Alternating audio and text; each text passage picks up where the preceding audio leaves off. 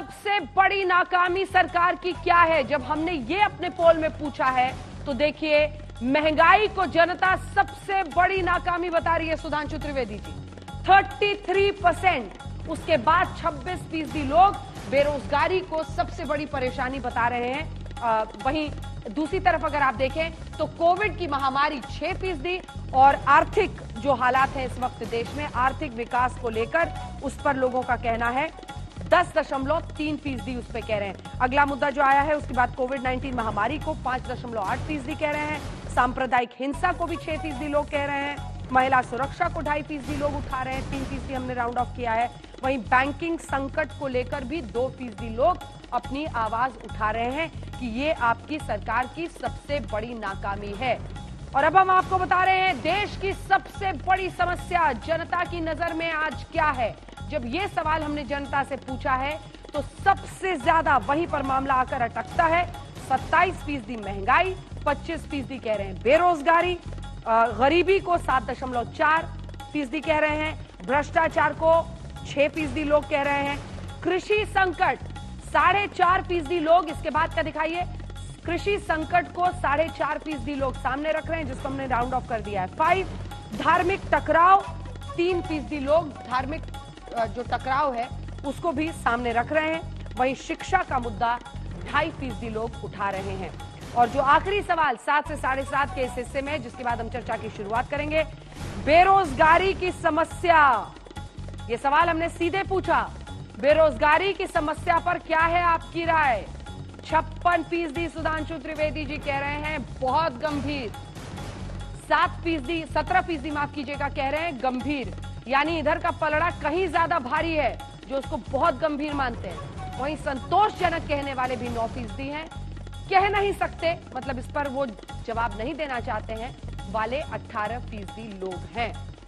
चलिए अब बाकी के आंकड़े, आप बने रहिए हमारे साथ, क्योंकि हम आपको इस सर्वे के जरिए न सिर्फ आंकड़े दिखाएंगे उत्तर प्रदेश के चुनावों के बाद की स्थिति की, बल्कि उसके बाद बिहार में 9 अगस्त तक हमने इसमें आंकड़ों को जोड़ा है।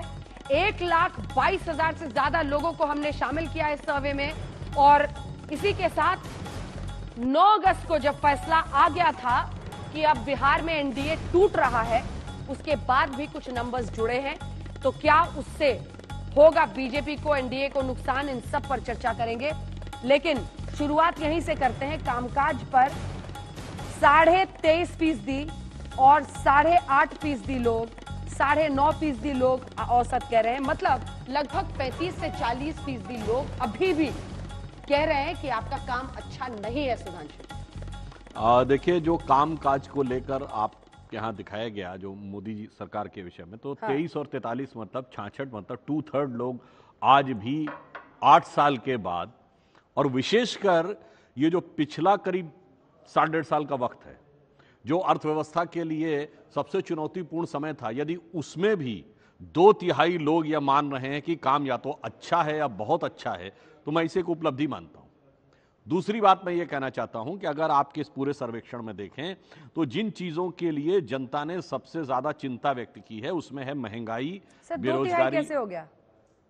आपने बताया ना 28 + 28 तो मोदी सरकार का। हाँ चलिए, तो 56 आपने मोदी सरकार का बताया 66 होगा ना? नहीं, आपने मोदी सरकार का 23 और 43 बताया था। ठीक है, दूसरे वाले में है नंबर। अब मैं ये कह रहा हूं जहां पर जनता ने सबसे ज्यादा चिंता व्यक्त की है, यानी उन्होंने हमारे लिए समस्या मांगी है, उसमें सबसे ज्यादा विषय है महंगाई, बेरोजगारी और अर्थव्यवस्था। लगभग 70% चीजें इसी में आ रही। तो मैं ये मानता हूं कि यह भी हमारे लिए एक सकारात्मक संदेश है। क्यों? क्योंकि महंगाई और बेरोजगारी को लेकर इस समय देश, चूंकि वैश्विक परिस्थितियां बहुत जटिल हैं, इसलिए सबसे बुरे दौर में है पिछले 6 महीने में। अगर आप देखें तो पूरे वर्ल्ड वाइड जो रिसेशन है, 63 देशों में महंगाई की दर 10% से ऊपर है। भारत भी उससे प्रभावित है।